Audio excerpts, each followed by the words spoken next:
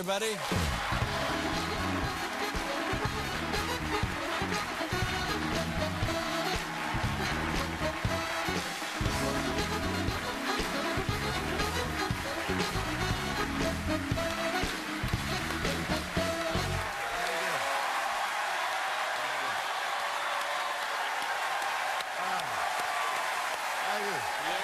That's right. You got that right. Man. How are you, Dave? Wonderful. What's your middle name? My middle name? I have several. Kari Weber. Kari Weber. Yeah, that's my middle name. I have two middle names. That's nice. I was hoping my middle name is Michael, and I thought, wow, this would be great if your middle name was Michael, or if my name was Dave Kari Weber Letterman.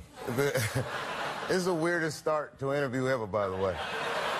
And I never knew that your middle name was Michael. Yeah, well, there you go. I don't know how I'm going to use this information. Yeah. I'll think of something. Now, wait a minute. You came here with the expectation of leaving with useful information? That's your first mistake, my friend. You never know. You never know when it comes to let's talk about this Radio City Music Hall gig. You've been there once before, maybe other times, but at least once before, right? Yeah. Well, when was that? When I was maybe 19, I opened for Aretha Franklin at Radio City. Wow. 19? Yeah. Looking back on it, I'm sure she didn't choose me herself. But it was great. It was great. I always want to go back as a headliner. So. Oh, my God. But 19, and like when I was 19, I had a paper route. But looking back on it, were you prepared at 19 for that kind of a gig? Yeah, it was 15 minutes. I had about 30 minutes then. Mm-hmm. You know, I was prepared enough. Yeah. I mean, was I as good as Aretha Franklin? No. Well, no. But my job is just to get people used to looking at the stage. I'm the opening act. Yeah. It mattered to me if I did good, but nobody really cared. Is this... Now, at a big gig like this, do they have a rehearsal? Do they have a walkthrough? Do they have, like, a sound checks and that kind of thing? I don't know. I imagine there'll be a sound check. You know, you can either go or send a guy. Right. But when you were 19, did you go for a sound check? Well, I skipped it, which was a terrible mistake. That was a mistake. It was a terrible mistake. I skipped the sound check, and nobody could hear me for the first 3 minutes. Mm-hmm. But you know what it is, Dave? You've been a stand-up for many years. And you know, you probably get that question when people say, oh, my God, you're a comedian. Well, what happens if you go out there and you tell your jokes and no one laughs? Mm-hmm. Nothing happens. You get paid the same, you're not going to die, nothing bad happens. So I keep it all in perspective. It's not the... Well, good for you to keep it in perspective, because it's something that I was never able to keep in perspective. And believe me, I have been on more bombing runs than the Enola Gay.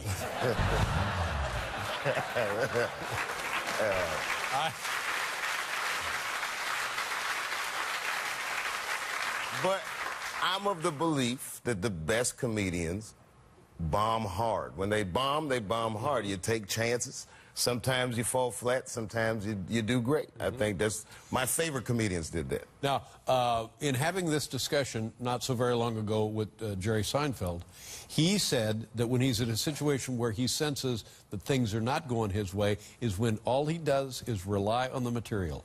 He doesn't worry about anything else. He just goes right on with his material, and sooner or later he will prevail. Do you have that experience? Not at all. No. No.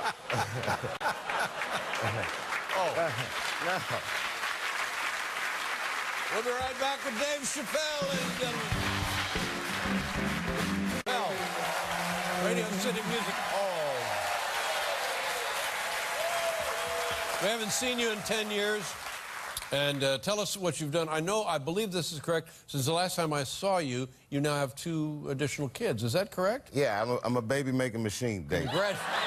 Congratulations. That's how I like to chill. How old are the kids now? My youngest is 5.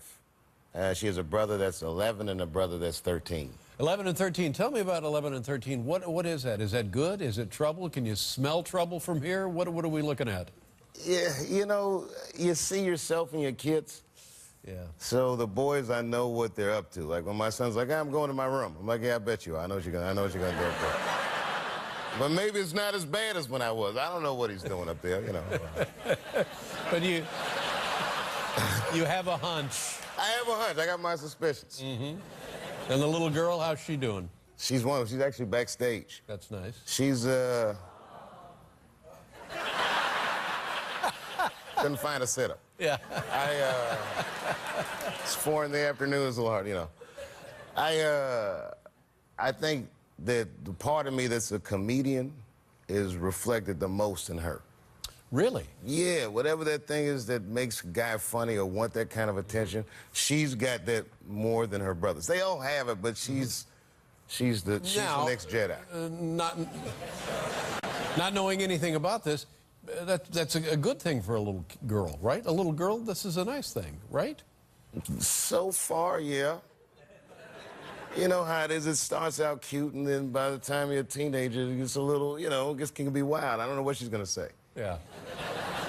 She's her own person, though. It's interesting to see someone come out. Yeah, that's the way it works. 5 years into it, she's already doing her own thing. Now, you had the Dave Chappelle show at Comedy Central, and then you didn't have the Dave Chappelle show at Comedy Central.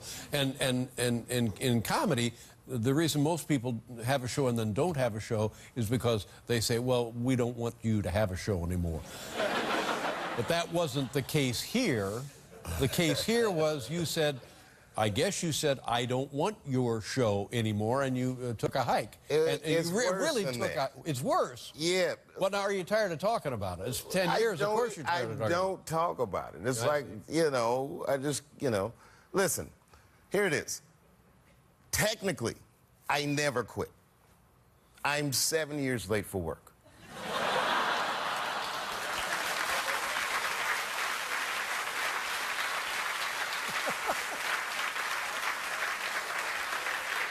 Boy, are you going to be in trouble when you go back. Well, you know, no, it's like getting divorced in the 50s. People didn't go to divorce court. They just look at their wife like, baby, I'm going to go get a pack of cigarettes. I'll be right back. And then they just leave with the clothes on their back and make a go of it. Yeah. There wasn't even internet back then. You could move 11 miles away and have a whole new life. 11 miles. Yeah, that's all it would take. I've never seen her again. Just stop going to the same places. Is this yours or mine? It sure is. Wouldn't that be weird if I drank your water? Not at all. But so there was a wild speculation, and is there anything that we don't know that we should know, or something we do know that we shouldn't know? Huh? Let's just say I'm you, and 10 years ago, I don't one day go to work. And you just stopped coming I stopped coming to work, and that's what you did. Am I right about that? Yeah. Okay, and you went to South Africa. Am I right about that? Yeah. And you lived in South Africa for an extended period of time. Well, no. I was there for 2 weeks. I mean, you know what I mean? There's not too many good hiding places left in America. But there were, am I right about this? There was great mystery about this strategy on your part, was there not? I don't know. Because when it was all over the media, I was gone. And then if you're the guy, nobody really says anything to you. Right. So I don't know if it was mysterious or not mysterious. It was like living in the corner of perception reality. You know what I mean? And like, it's a weird place to be. When everyone thought Wesley Snipes was in jail, I saw him at a party. That's right.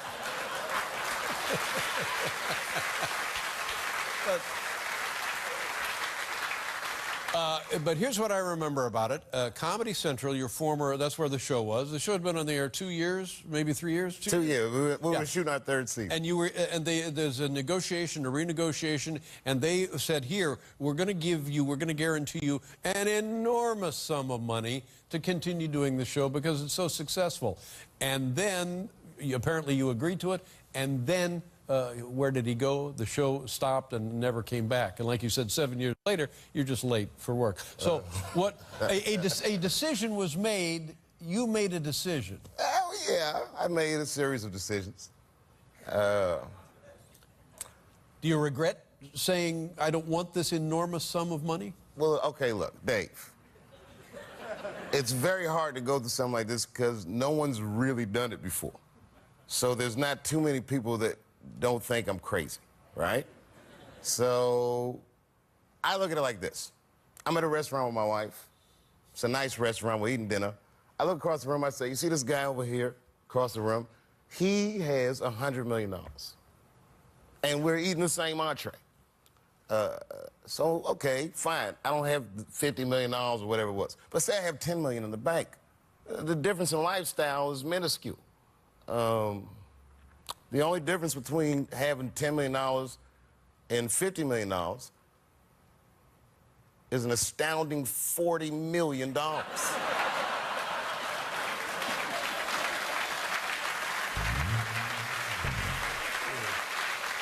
Of course,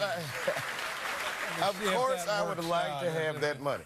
You're right. It's $40 million is the difference. Yeah, you know, because when you quit, like my friends will try and make me feel better, but no one's been through that, so they'll say not stupid stuff. It's nice, but they'll be like, well, you know what, Dave? At the end of the day, you still have your integrity.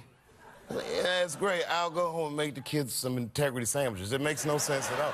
It's like there's nothing anyone can say. It's just you do what you feel like you need to do. Right. Well, okay. Well, there you go. That's the answer. And how do you feel with doing what you felt you needed to do?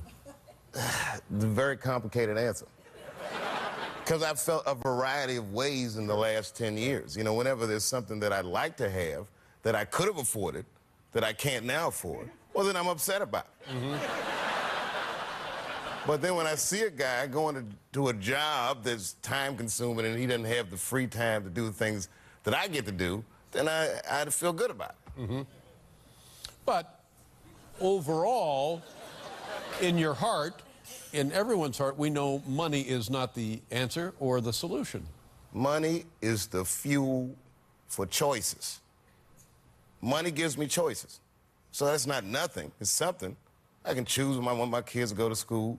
I can choose what I want to eat in a given day. It's not the end, but it's not the end-all, be-all. There are other things in my life that I did not purchase with money that are very valuable to me. That's right.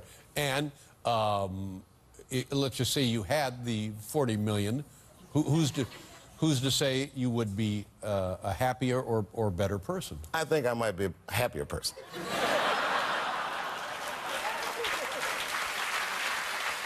I don't know. There's no way of knowing. But you know, sometimes I listen to a Jay-Z record and it starts making me feel bad about some of the choices I make. This guy's had more fun on 2 songs than I've had in the last 11 years. But who among us doesn't make choices we have regrets about? All of us do. All of us do, yeah. Now, tell me about the Radio City Hall gig. I was told that the demand was so great that more dates have been added in addition to the ones that I mentioned. Am I right about that? There's been one added for June 23rd now. That's actually going on sale at midnight. At midnight. And I held that show. It wasn't just about demand. There was an artist that I really wanted to work with. You know, I'm a big fan of the hip-hop music. It is the 20th anniversary of arguably one of the best hip-hop albums ever made. That album's Illmatic. That artist is Nas. So I am very lucky to be able to say that I'll be playing Monday the 23rd at Radio City Music Hall with Nas, 45-piece orchestra. Wow. It's going to be 45-piece orchestra in Radio City Music Hall. It's going to be good. Okay, so we got June 18th through the 22nd. And now the other show goes on sale tonight. Well, that would be June 23rd. Then we have shows June 24th through the 26th. You're going to be a very busy man. I'm going to love every minute of it, man. And I really appreciate doing the show. Well, it's great to see you again. I'm happy to see you on television and off television. I feel the same about you. Much respect to you, David. Very kind of you. Thank you very much. Dave Chappelle, ladies and gentlemen. We'll be back.